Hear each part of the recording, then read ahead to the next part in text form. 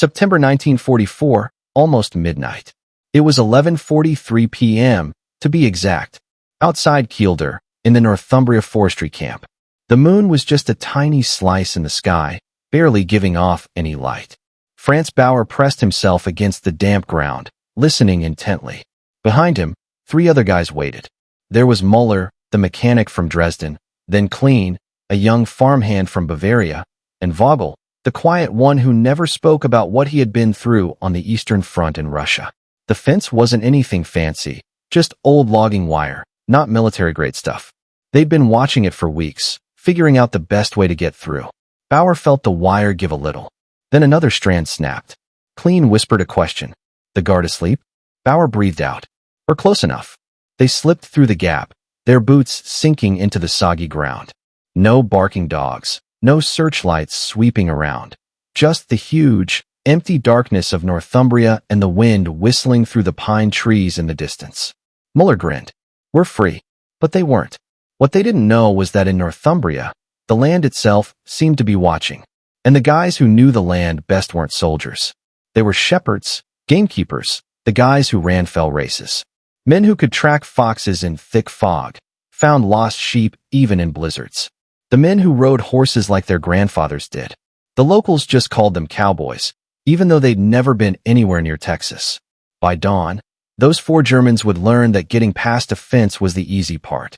Escaping the border country? That was a different story altogether. They'd been told the British were done for some time. A dying empire, clinging to the past. British cities burning, its navy sinking, their resolve collapsing. Its countryside emptied by war. Its people too soft to fight. That's what the briefing said before they were shipped east. That's what the propaganda film showed. So, when Bauer wound up at Camp 18 near Kielder Forest 6 months earlier, he was expecting the worst. Brutality, starvation rations, guards who'd beat you for any little thing. Instead, a Scottish corporal handed him a blanket and said, "You'll be needing that. Gets cold up here." The barracks had stoves. The food wasn't great, but there was enough of it. The guards were strict, but not really cruel. They stuck to rules that Bauer didn't quite understand. Geneva Convention protocols, Red Cross inspections, work quotas that seemed almost fair. It was all strange. Not the punishment he'd expected, but something weirder. Order. Predictability, a kind of distant politeness that felt more like indifference. Bauer hated it worse than if they'd been cruel. At least cruelty would have made sense. This made him question everything.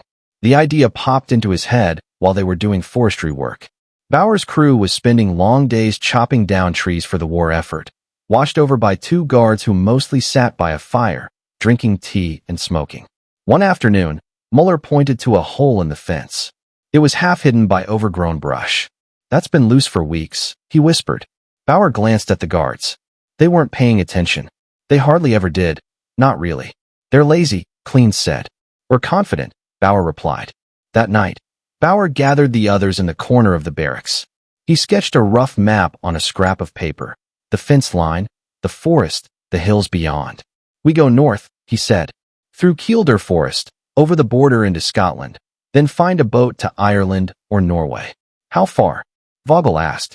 50 miles, maybe 60. Klein frowned. "On foot, through the mountains?" "We're soldiers," Bauer said. "We've marched further." What he didn't mention was that he didn't really have a plan beyond getting through the fence. No maps, no compass, no clue about the terrain. Just stubbornness and despair. Muller, ever the optimist, grinned. "When do we go?" 3 nights from now. New moon. They shook hands in the dark, not knowing they were shaking hands on their own capture. The night was colder than they thought it would be. Frost covered the grass, and their breath turned to white clouds in the air. Bauer led them to the gap in the fence. They'd been working on it for the past 3 days, loosening one wire at a time during their bathroom breaks when no one was watching. Now, it peeled back like a fresh wound. One by one, they crawled through. Muller caught his jacket on a barb, tearing it as he yanked himself free, cursing under his breath. Klein slipped in the mud and almost fell. But in less than 2 minutes, all 4 of them were outside the wire, their hearts pounding. The forest loomed ahead, dark and seemed never-ending. "Stay close," Bauer whispered. No lights, no talking. They moved into the trees. The ground was uneven, with roots and rocks hidden under layers of pine needles. Within 20 minutes, Bauer was already disoriented. Everything looked the same. Dark trees, matching dark sky, matching dark ground. Clean stumbled. Which way is north? Bauer pointed with confidence, even though he wasn't sure. They walked for hours, the cold seeping into their worn uniforms. By dawn, they'd covered maybe 8 miles, but none of them knew which direction they were heading in. As the sky started to get lighter, they found a rocky overhang and huddled beneath it, exhausted. "We rest here," Bauer said. "Move again tonight." Muller pulled out a piece of bread he'd saved from yesterday's ration. They split it into 4 tiny pieces, chewing in silence. Clean looked out at the hills that never seemed to end. "Where are we?" "Free," Bauer said. But Vogel, staring at the horizon, said quietly, "We're lost."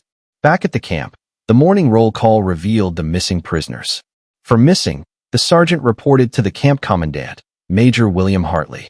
Hartley was a slim man in his 50s, a First War veteran who'd been brought out of retirement to run Camp 18. He listened calmly, sipping his tea. "How long?" "Sometime after midnight." Hartley nodded. "Alert the local police and call Ridley." "Ridley, sir?" "Jack Ridley, the head gamekeeper. If anyone can find them, it's him." Within an hour, word had spread through the valley. For Germans were loose. At his stone cottage 3 miles away, Jack Ridley pulled on his boots and checked his rifle. His son Tom, a wiry 23-year-old who had a shepherd's instinct, was already saddling the horses. "How many?" Tom asked. "4. Armed." "Doubt it, but they sure are desperate." Jack whistled, and 2 border collies came running.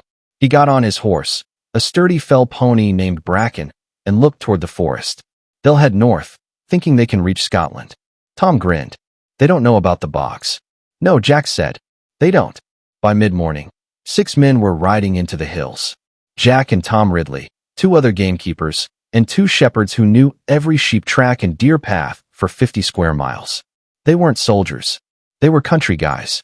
And in this country, that made them even more dangerous. Fog rolled in thick by midday, swallowing the hills in gray silence. Bauer and his men moved carefully, trying to keep heading north. This country was sneaky. Valleys twisted back on themselves. Streams ended up nowhere. What looked like solid ground turned out to be muddy bogs that sucked at their boots. By afternoon, they were soaked, cold, and arguing. "We should have gone east," Clean said. "East is back toward the camp," Muller snapped. "We're walking in circles." "Quiet," Bauer hissed. "Both of you." Vogel, who was crouched by a stream, held up a hand. "Listen." They froze. Faint in the distance. The sound of hooves. "Soldiers," Clean whispered. "No," Vogel said slowly. "Horses." They moved fast, scrambling up the heather-covered slope and flattening themselves behind a stone wall. Through the mist, shapes appeared. 6 riders moving in a wide line, careful and slow. The lead rider stopped. He got off, crouched down low, and looked at the ground. "Jack," one of the others called. "They came through here," Jack Ridley said. "Maybe 2 hours ago, heading northwest toward Deadwater Bog." Jack nodded grimly. "If they keep going, they'll be in waist-deep by nightfall." The riders moved on, disappearing into the fog like ghosts. Bauer let out a breath slowly. "They're tracking us." "How?" Muller said. "We didn't leave a trail." Vogel looked at the muddy ground beneath them, the broken heather, the trampled moss. "We left everything." By late afternoon, the ground started to sink. What had been solid ground became treacherous marshland. Bauer tested each step, feeling the earth shift. "Careful," he warned. Clean stepped forward confidently and then sank into his knees. He yelled and started flailing. Muller grabbed his arm and hauled him back. "Thanks," Clean gasped, staring at the black water where he'd stepped. Bauer looked around. Everywhere he looked, reeds, standing water, patches of moss that might be solid or might swallow a manhole. "We can't cross this," Vogel said. "We have to," Bauer replied. "It's the only way north. It's suicide. So is going back." They argued for 10 minutes before trying to skirt the bog's eastern edge. It took them an hour to cover half a mile, checking every step, their backs aching. And then Vogel stopped. "Look." On a low hill ahead, silhouetted against the gray sky, 6 riders were watching. Not charging, not shouting, just watching. Jack Ridley sat relaxed in his saddle, his rifle across his lap. Next to him, Tom grinned. "They're hurting us," Bauer said quietly. "What?" "Like sheep. They're not chasing us. They're guiding us." Clean's voice cracked. "To where?" Bauer looked around. Behind them, the swamp. To the left and right, open ground with nowhere to hide. Ahead, the riders. To nowhere, Bauer said. They're just waiting for us to give up. Night fell fast. The temperature dropped. The 4 Germans huddled in a shallow ditch, shivering, hungry, their hope fading. Kleen wept quietly. Muller stared into the distance. Vogel, always silent, closed his eyes. Bauer tried to stay awake, but he was exhausted. They'd been moving for 20 hours with no food and really awful bog water to drink. Then, out of the darkness, a voice called out, calm, almost friendly. You lads all right down there? Bauer looked up. On the ridge above, a man was standing, holding a lantern. Jack Ridley. We know you're cold, Jack went on. And hungry, too, I'd bet. No shame in that. Bauer didn't say anything. Here's the thing, Jack said. You can stay out here and freeze, or you can come with us. Get warm, get some food. No one's going to hurt you. We're prisoners, Bauer called back. Yep, Jack said. And you'll still be prisoners tomorrow, but tonight you can be warm prisoners or dead ones. Your choice. Muller looked at Bauer. France. Bauer closed his eyes. Every part of him wanted to keep running, but his body knew what was true. They were done. We surrender. Jack nodded. Smart lad. Come on up slowly. The 4 men climbed the slope, their legs shaking. Tom Ridley handed each of them a hot tea from a thermos. Bauer took it, his hands trembling. The first sip burned his throat, but it was the most amazing pain he'd ever felt. Kleen drank and started crying again. Thank you, he whispered in German. Jack didn't understand the words, but he understood the tone. It's all right, he said gently. You're all right now. They were loaded onto 2 spare horses, their hands loosely tied, more for show than because they needed it. The ride back was slow, the horses carefully picking their way through the dark. Tom rode beside Bauer. You almost made it to Deadwater Bog, he said. Bauer said nothing. Would have been bad, Tom continued. That bog's taken sheep, taken deer, almost took my cousin once. Why are you telling me this? Bauer asked. Tom shrugged. So you know, the fence wasn't what stopped you. It was the land. They rode in silence for a while. Then Bauer asked, are you cowboys? Cowboys. Tom laughed. Where'd you hear that? The guards. They say you ride horses and catch men. Well, Tom said, grinning. We ride horses and we know the country. But cowboys. He shook his head. We're just shepherds. This is what we do. Find things that are lost. Bauer thought for a moment. And return them. Usually, Tom said. Sometimes to their flock, sometimes to their camp. When they reached the village, locals came out to watch. No anger, just curiosity. An old woman handed Jack a basket bread. For the Germans, she said. They look half-starved. Jack passed the bread around. Bauer bit into it slowly. The taste was almost overwhelming. Kleen whispered, why are they nice to us? I don't know, Bauer said. But I'm afraid to find out. Major Hartley was waiting at the camp gate. He thanked Jack Ridley, shook his hand, and paid him a small fee. Then, he turned to the 4 escapees. Bauer expected punishment, solitary confinement, reduced rations, maybe even a beating. Instead, Hartley sat down behind his desk and poured himself tea. Sit, he said. They sat, confused. Hartley looked at them. You made it 8 miles. Not bad. But you were never going to make it 50. We could have, Bauer begun to say. No, Hartley said flatly. Because you don't know this land. You were never going to make it because the men who do know it weren't going to let you die in it. He pushed a map across the desk. Take a look. Bauer studied it. The forest, the bogs, the hills, a big, tangled mess. You think we're your enemy, Hartley said quietly. And in the war, we are. But out here, the land is the biggest enemy. And those men that brought you back? He smiled faintly. They've been fighting that enemy their whole lives. He stood up. You'll spend 3 days in the disciplinary barracks. Reduced rations, then back to work. Understood? Yes, sir. Good. Dismissed. As they left, Hartley called after them. Bauer. Bauer turned. Don't try it again. You're safer here. 3 days alone gave Bauer a lot of time and space to think. He was replaying the escape, the small bit of planning, the execution, the pride. They'd treated it like a military thing. But the men who'd caught them hadn't treated it like war. They'd treated it like work, like finding a lost sheep. On the 3rd day, Jack Ridley came to visit. He sat across from Bauer in the small cell, holding his hat in his hands. Just wanted to see how you're doing, Jack said. Bauer looked at him wearily. Why? Curiosity, mostly. You're the first German I've ever met, and, well, and you're not what I was expecting." Bauer almost smiled. "Neither are you." They sat there for a moment. Then Bauer asked, "Why did you help us?" "We're the enemy." Jack thought about it. "Out there," he said, gesturing toward the window. "A man lost in the bogs doesn't have a nationality. He's just someone lost. And we don't let men die if we can help it. It's not about the war. It's just being human." "In Germany," Bauer said slowly, "we were told that the British have no humanity left." "Well," Jack said, "I imagine you were told that we're all monsters." He stood up, placing his hat back on his head. "Now I know propaganda's a liar. On both sides." He left. Bauer sat, staring at the wall, feeling something crack open inside himself. Not his loyalty, but his certainty.